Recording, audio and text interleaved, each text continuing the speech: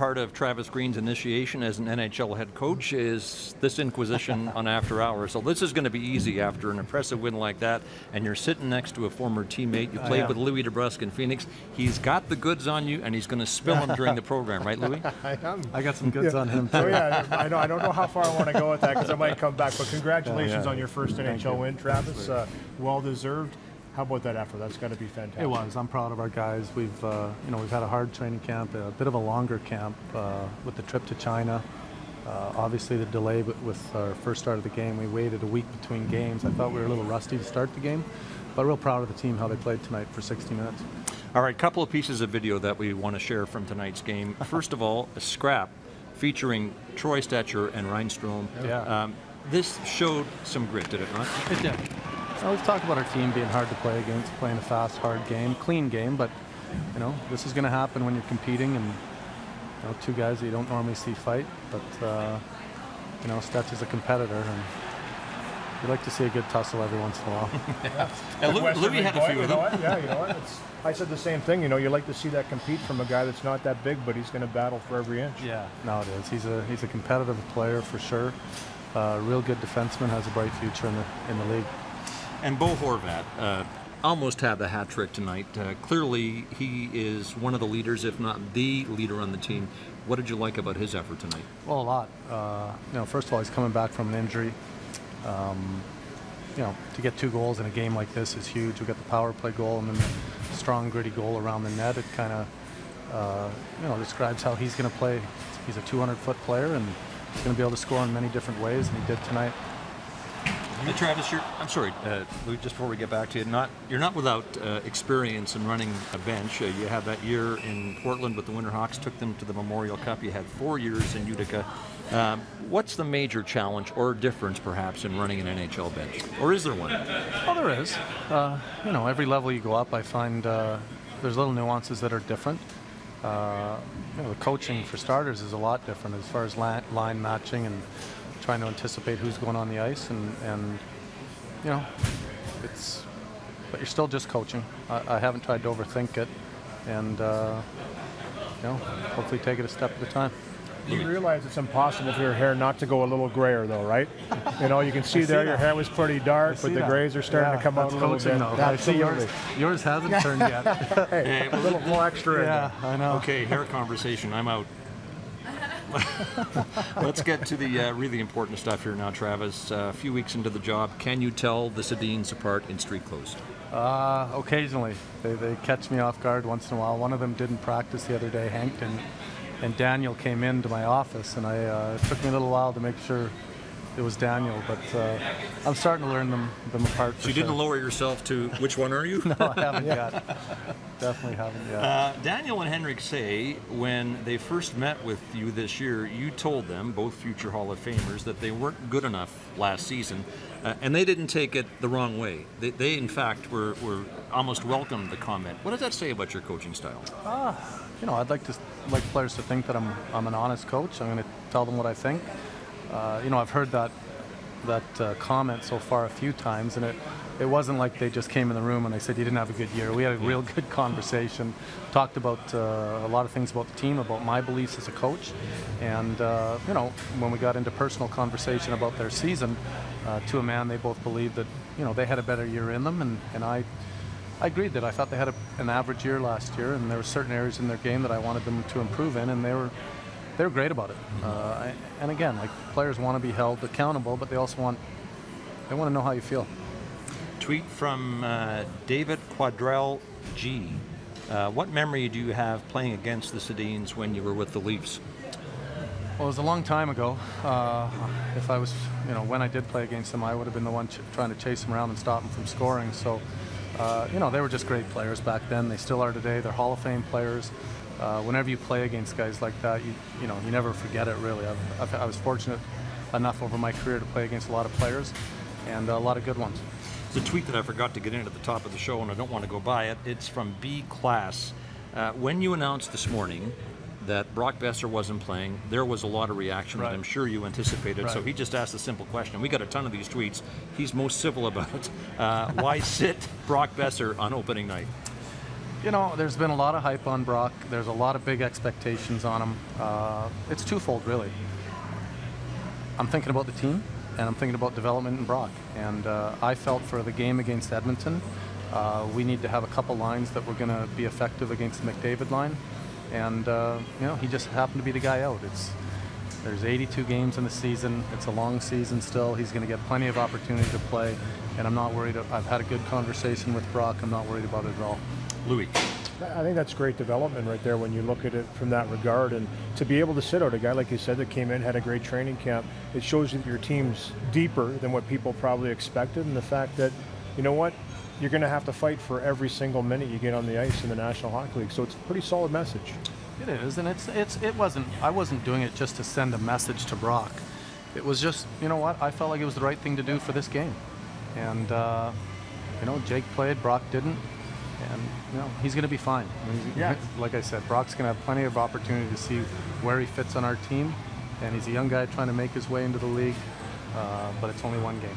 Travis, there's no shortage of people, including many of the players that you played with on 5 different teams in your 14-year career, who have said, Travis Green was the last guy I thought who would ever become a coach. I'd be one of those guys. You want to chime in on that, Louie? Yeah, you know, I mean, we're that funny, you know, joking, and all of a sudden the demeanor changes. I love it, though. You know what? You've really grasped this role and really ran with it. But why do you think people said that? Well, I was a happy-go-lucky guy when I played. You know, I'd like to think, you know, my teammates respected me, and you want that as a player. You want to have the respect of your teammates. But I enjoyed playing. I enjoyed going to the rink, being around my teammates. I love the game. I love playing, and you know, I don't think there's anything wrong with being a happy-go-lucky guy. But when I played, I'd like to think that I played hard, especially, you know, the last half of my year. Obviously, when I started coaching, it's a new career. You know, when I'm coaching, it's business. I'm working, but I still like to have fun. I still like, you know, be happy when I'm away from the rink. You learned from some of the greats, Pat Quinn, one of them, Al Arbour as well. But you played for Pat with the Leafs, and this year you received the Pat Quinn Award from the BC Hockey Hall of Fame. It's an award that goes to someone who educates players. What did it mean to you to receive an award in Pat Quinn's name? Well, it was a huge honor. You know, I've had the opportunity to play for a lot of coaches over the years, and you know, Pat was a great coach. We all know that. He's a fantastic individual, but you know, the special thing about Pat is he's as good a coach as he was. He's an amazing person off the ice. As a player, you always knew that he had your back. He wanted the best for his players, and that's something I'll never forget. And it's an award that really means something to me. You had a spectacular junior career. After a 51-goal season in Spokane, the Islanders drafted you in the second round, 23rd overall in '89. So you look good there in the Chiefs uniform. And then the picture that's most often associated with your draft year. The mullet. Looks like you were trying out for the Traveling Yoggers there. Louie, you can expand on this. Well, one of our former teammates, Shane Doan, texted me today. I told him we were having you on the show, and he says, you know, can you finally tell us exactly what product you use to get the lid to look that good in warm-ups? Because I remember that flow as well. Yeah, it was. It's a secret. I'll never let it go. Maybe one day I'll get a deal out of it. But it was a combination of 3 or 4 products. You had to look good in the warm-up, right? For sure. All right, you celebrated 193 goals in the NHL, Travis, and a lot of them were basic celebrations, but there was one that was quite different with Ziggy Palffy. You guys are digging into the archives here. When you set him up for his 33rd goal and with the Islanders. He caught me off guard here. Okay, if you watch it, I'm about to... Here, you describe what happens here. Oh! I'm just kind of going woo, celebrating, and he plants a big one on my lip. I haven't seen this for a while. I got to tell you, you handled that so well, though. You just laughed. You smiled up. Holy jumping. Yeah. All right. Canucks head coach. You could probably get that off there anytime. Canucks head coach Travis Green is our guest on After Hours. When we come back, we'll touch on family, among other things, as we continue from Rogers Arena in Vancouver.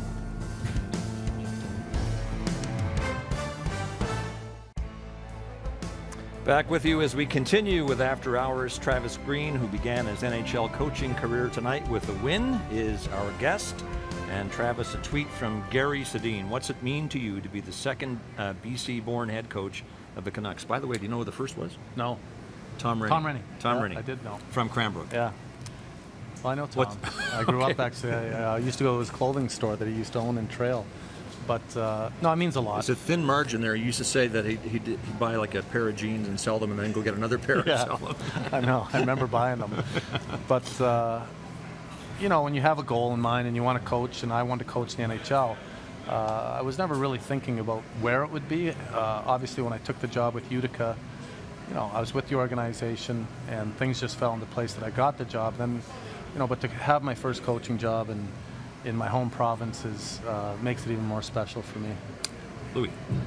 You know, Rena, you were a player that was drafted as a high-end player, and one of the things you had to do was change your game, and you've talked about that. Has that helped you in your coaching as far as, you know, making sure that the players, as you talk about, play the right way? I think so. You know, it's helped me probably in my coaching of understanding the game, learning how to adapt, learning I had to be a student of the game to play in the league, but also the makeup and the you know, the mental side of young players that are high draft picks. They're used to having things go their own way. They're used to playing certain minutes of the game. You know, maybe cheating a little bit to score goals. And the game's such a 200-foot game now. I think you know, that part has helped me a little bit. There's lots of things that go into coaching, but for me, my past experiences have definitely helped. Let's see if we can get that earpiece back in here, because there's some audio coming up that you got to hear. Oh, no. Look at me here now. Yeah. Could you help me, Travis, here, maybe? Let's see here. Yeah, welcome to our world. Yeah. Okay. One thing we know about the Canucks organization. Lisa, come in here and help Travis. Yeah. This is live TV, and we've got to get this fixed. We're doing it on the fly here. I like it. So, Travis, one thing we know about the Canuck organization is if you're going to be in it, your social conscience is going to get a workout. There's the Canucks for Kids Fund. There's Canuck Place, which is the Children's Hospice, and there's the Canuck Autism Network. And you were on the annual Canucks fishing trip, autism fishing trip this year. Yeah. And I'll let you explain why it meant so much to you. Well, first of all, the Canucks do a lot for charities, and obviously this has a special place in my heart because it's for the Autism Network. You know, what the Canucks have done for autism is amazing. To be part of it, obviously, you know, I have a son that's autistic, so this had a special place in my heart for sure. Well, two of the guests on the fishing trip were Lance Andre and his son Dylan, and we have part of the compelling story that Lance told. Yeah, it was pretty amazing. I can still remember the fear and the heartbreak we experienced when we first received the diagnosis. As a parent, you can really never prepare yourself for a moment like that. The moment when your dreams for your child are shattered before your eyes. We got Dylan's diagnosis and we didn't know where to turn. You go through the sadness, oh, what am I going to do? And then the heartbreak. Through sports, my boys have developed many friendships, something that Dylan has never experienced. What were you thinking when you listened to Lance talk about Dylan? Oh man, lots. You know, it took me back to, you know, when we found out that Brody was autistic, and you know, you can't really put it into words what the feelings that you have when that happens to a child of yours, and you know, it brought tears to my eyes listening to him. But you know, autism awareness. It's huge, and to be part of that and what the Canucks have done is to bring autism out and people to talk about it and to help families that need services is really, it's amazing. So then, final comment, you have a particular understanding of the Autism Network. How would you describe the importance of the services made available to those who have children on the autism spectrum? Well, you can't say enough. Because kids that have autism, you know, they need to have services. It can improve the services. And the more awareness that you have, the better, and the more money that's raised for people that need it, you know, all the better. Perfect. Travis, we're going to leave it there. Okay. Thanks for joining us. All right. Well, One thanks game a lot, guys. into your NHL career, and you're 1-0. Travis Green was our guest on After Hours, and we'll continue from Rogers Arena in Vancouver in a moment.